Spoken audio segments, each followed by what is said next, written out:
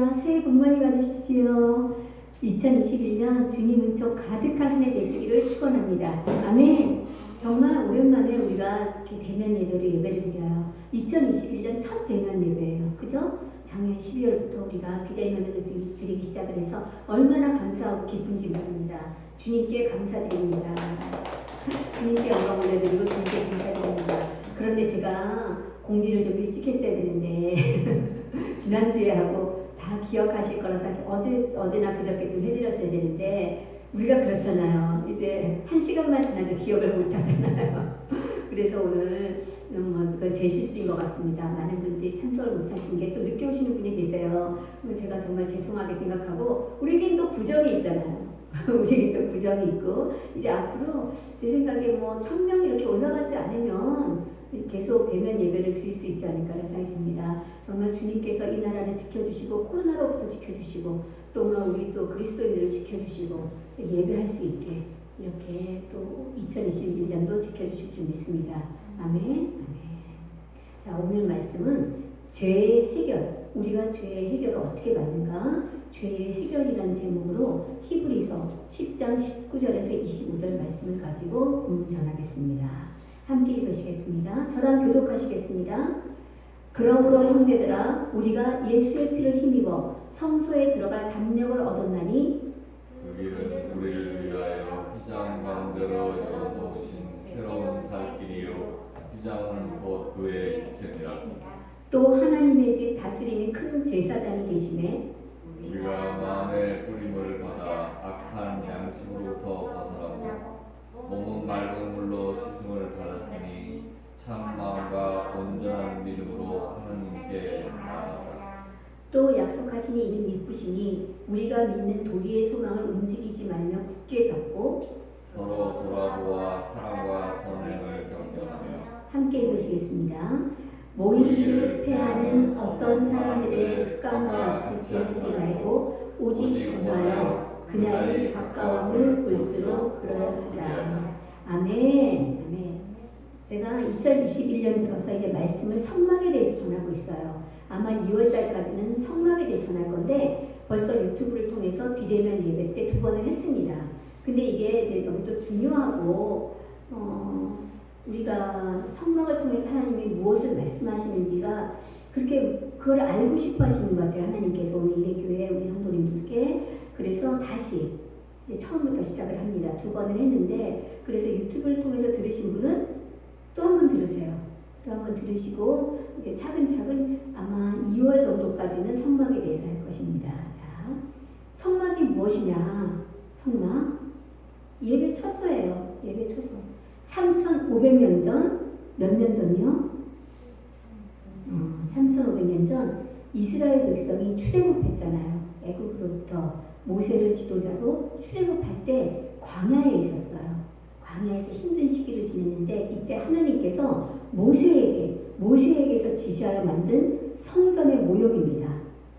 하나님께서 광야에 있을 때 출애굽하는 그 광야에 있을 때 모세를 산으로 부르셔서 성막을 지어라 이렇게 명령을 하신 거예요.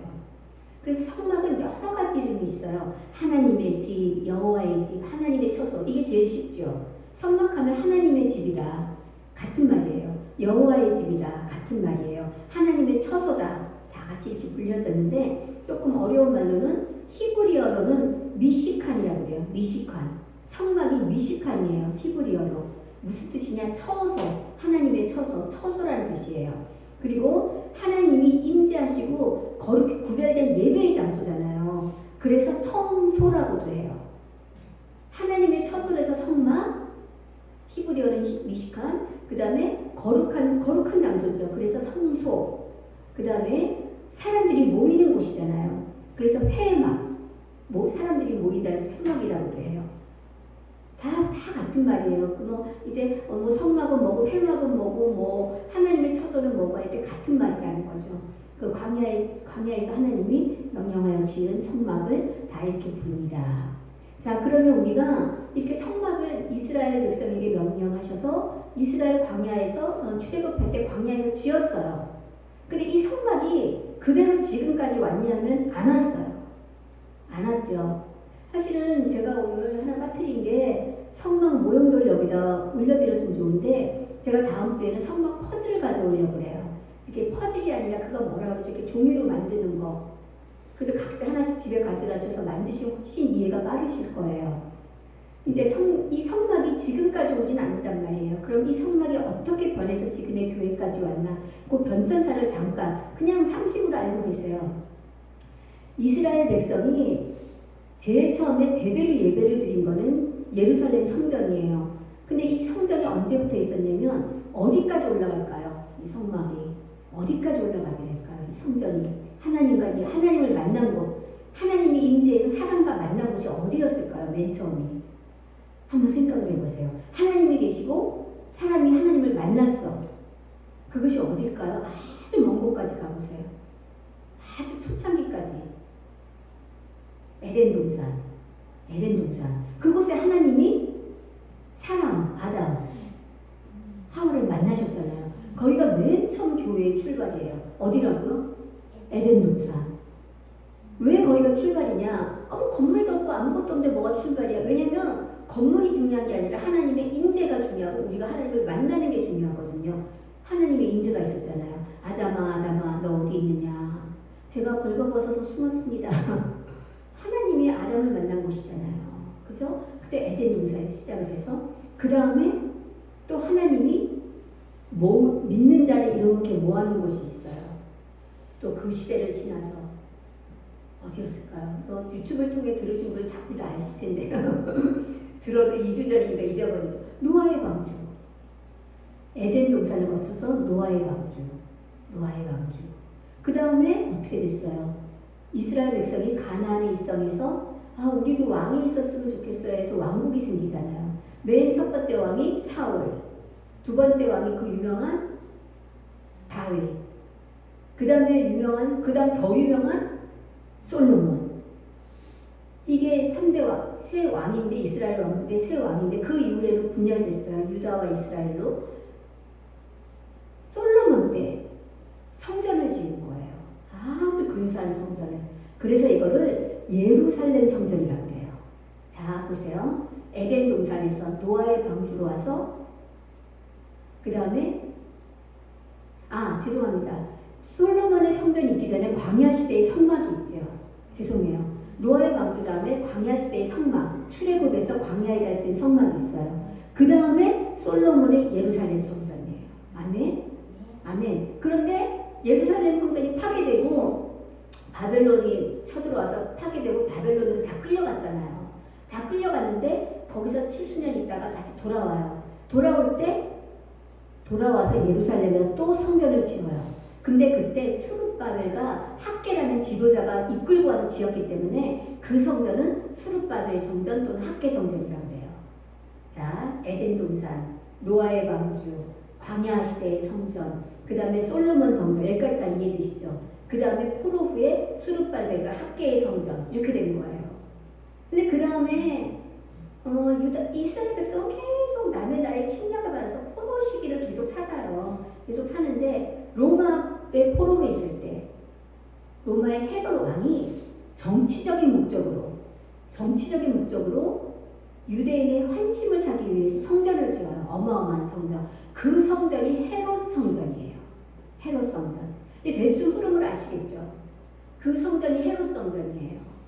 여기까지 아시겠어요? 이제 헤롯 성전을 지었는데 이 헤롯 성전은 AD 70년에 로마의 티투스 장군에 의해서 완전히 돌 하나도 남기지 않고 무너져 버려요. 그래서 외형적인 성전은 그때 무너져 버린 거예요. 아시겠죠? 외형적인 성전이 노아의 방주부터 시작을 해서 에덴 동산에서는 외형적인 건 없었죠. 실제로 외형적인 거는 광야 시대예요. 시작을 해서 솔로몬 성전, 학개 수룹바벨 성전, 헤롯 성전 한 다음에 이제 로마 70년 주후 70년에 AD 70년에 티토스 장군에 의해서 완전히 무너지는 거예요. 그래서 사람들이 이 외형적인 성전이 언제 무너졌어? 그러면 우리 이래교회 성도님들은 AD 70년 티투스 장군에 의해서 무너졌어. 근데 이거는 외형적인 성전이 무너진 거예요. 아멘.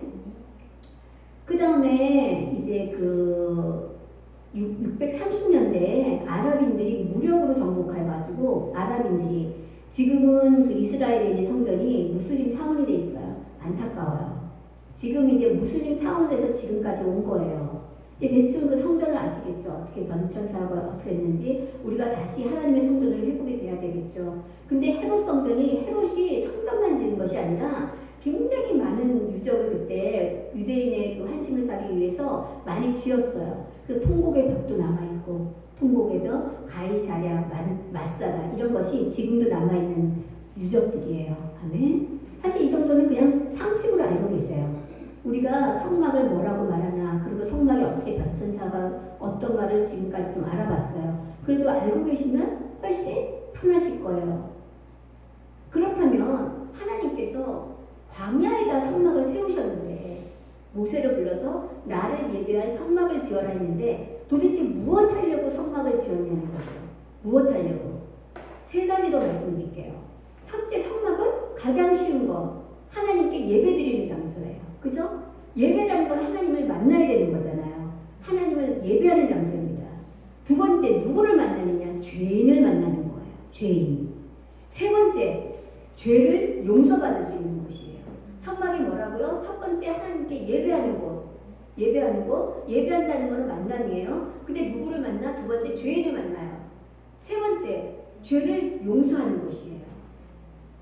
구약시대는 성막에서 우리가 하나님을 만날 수 있었고 죄를 용서받을 수 있었던 거예요. 하나님을 예배하고. 그래서 하나님께 예배드린 장소였는데 첫 번째, 하나님이 인재의 상징으로 우리가 하나님이 계신지 안 계신지 모르잖아요. 솔직히 지금의 교회도 와서 여기 하나님 성령님이 계세요 이곳에. 근데 저는 찬양을 하면서 그걸 느껴요. 성령님이 이곳에 계시다는 거. 근데 사실 모른단 말이에요. 그래서 그 성막 시대에는 어떻게 했냐면 낮에는 구름 기둥, 밤에는 불 기둥이 그 성막 위에 이렇게 머물렀어요. 성막이 이렇게 머물렀어요. 구름 기둥과 불 기둥이. 그래서 이스라엘 백성이 흠없는 양을 갖고 와갖고서는 거기다 제물을 드리고 희생을 하면서 하나님께 예배를 드렸습니다. 아멘. 하나님께 예배를 드린 장소예요. 그다음에 하나님께서 죄인을 만나주신 장소인데 인간에게서 가장 중요한 게 뭐예요? 우리가 인간에게 가장 중요한 거는 하나님과의 만남이에요. 하나님을 만나야 돼요. 지금 여기 앉아서 예배 드리시는 분은 모두 하나님과의 만남이 있기 때문에 이곳에 온 줄 믿습니다. 그것이 가장 중요한 건데 하나님을 만날 때 인간은 죄인이었단 말이에요. 근데 히브리 사상에서 죄인은 하나님을 볼 수가 없어요. 히브리 사상은 그래요. 죄인이 하나님을 만나면 죽는다고 했어요. 근데 하나님이 얼마나 우리를 사랑하시냐면 성막에서 내가 너희를 만나주겠다 이렇게 하신 거예요. 원래 히브리 사상으로는 하나님을 볼 수가 없어요. 죄인인 인간 하나님 만나면 죽는다는 그것이 히브리의 사상이에요. 근데 그 성막에서 하나님이 우리를 만나주신 거예요. 아멘. 출애굽기 25장 22절을 보면 거기서 내가 하나님이 너 죄인과 만나고 속죄소 위 곧 증거계 위에 있는 두 그룹 사이에서 내가 이스라엘 자손을 위하여 내게 명할 모든 일을 내게 이르리라 이렇게 말씀하고 있어요. 하나님이 인간을 만나주신 장소가 성막. 아니 이게 뭐가 대단해요? 대단했어요 그 당시로는. 왜냐하면 히브리인 사상으로는 죽는다 했거든요.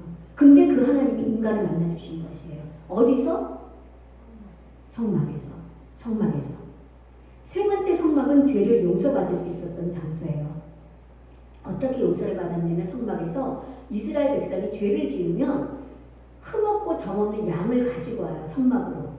갖고 들어와서 각을 뜨고 번제단에서 각을 뜨고 그 죄를 지은 사람이 각을 다 떠요. 그럼 제사장이 그 피를 뿌리는 거예요. 내 죄가 누구한테 갔어요? 내 죄가 흠없는 양한테 간 거예요. 양이 무슨 죄가 있어요? 솔직히 흠없는 양한테 간 거예요. 그리고 그 피를 제단에 뿌린 거예요. 그렇게 해서 죄를 용서받았어요. 죄인이 죄 용서함을 받을 수 있는 곳이 성막인데 지금은 어떻게 됐죠? 자, 이거 잘 들으세요. 예수님이 십자가에서 돌아가실 때 어디에 휘장이 찢어졌어요? 어디에 휘장이 찢어졌죠? 성막에 있는 성소의 휘장이 쭉 찢어졌어요. 이 성소의 휘장의 역할이 뭐냐면 성소의 휘장 안으로는 일반 사람은 못 들어가요. 일반 사람이 죄를 지은 사람이 성문으로 들어가서 번제단에서 각을 두고 이걸 잡으면 제사장이 피를 뿌리고 그거를 가지고 성소 안으로 들어가는 거예요. 근데 들어가는 사이에 휘장이 있었어요. 그럼 그 성소 안에는 누구만 들어가요? 제사장만 들어간 거예요. 그 피를 가지고 그 죄 용서를 받는 거예요. 근데 그 다음에 휘장이 또 하나가 있어요. 그거는 뭐냐면 대제사장만 1년에 한 번 들어가는 거예요. 거기서 하나님을 만나는 장소예요. 거기는 제사장도 못 들어가요. 근데 이 휘장이 쭉 찢었다는 거는 뭐예요? 아무나 들어갈 수 있다는 거예요. 제사장과 대제사장만 피를 가지고 들어갔던 그 지성소 안 성소 안에 이제는 일반 사람들도 들어간다는 뜻이에요. 예수님이 돌아가실 때. 그것이 무엇을 의미하느냐? 이제 우리는 동물을 잡아서 동물의 피를 각을 두고 피를 뿌려가지고 뭐 제사장이 성소에 들어가고 대제사장이 1년에 한 번씩 들어가서 죄를 용서받는 게 아니에요. 우리가 이제는 우리 대신 양 대신 예수 그리스도께서 십자가에서 돌아가셨잖아요. 그것을 믿기만 하면 우리는 죄 용서를 받고 바로 하나님을 만나는 거예요. 아멘. 광야 시대에 성막의 제사장을 통해서 만났던 하나님을 지금은 누구를 통해서 어떻게 만난다고요? 누구를 통해서? 예수 그리스도를 통해서 직접 만나는 거예요. 저를 통해서 만나시는 게 아니에요. 저는 말씀을 정하고 가르치고 메시지를 전하는 거지, 가르치는 거지, 저를 통해서 하나님을 만나시는 게 아니에요. 저를 통해서 하나님의 메시지는 들을 수 있죠. 그리고 성경에 대해서 가르침을 받을 수 있지만 이제는 한 분 한 분이 직접 예수님 하나님을 만나시는 거예요. 기도하고 하나님을 만나시는 거예요. 그래서 우리가 비대면 예배도 드릴 수 있는 거예요. 아멘. 우리가 말씀드렸지만 하나님을 직접 만날 수 없다면 비대면 예배 절대 드릴 수 없어요. 근데 집에서도 하나님이 허락하신 그 가정에서 예배를 드릴 수 있는 거예요. 단지 우리가 교회에 모이는 이유는 왜 그랬죠? 둘보다는 셋, 셋보다는 넷. 이 성령의 역사가 생 교회 안에서 공동체에 있을 때 하나님이 기뻐 받으시고 우리가 복음도 더 강하게 전할 수 있기 때문에 교회에 모이는 거예요. 하나님의 집, 하나님이 계신 곳에 모이는 곳이에요. 아멘. 그렇지만 이제는 직접 하나님을 만나실 수 있는 것입니다. 아멘. 이 성막이 뭐예요? 곧 우리가 이 성막은 예수 그리스도의 모형이에요. 이제는 휘장이 찢어졌단 말이에요. 아멘. 이해가 되세요? 이해가 되세요?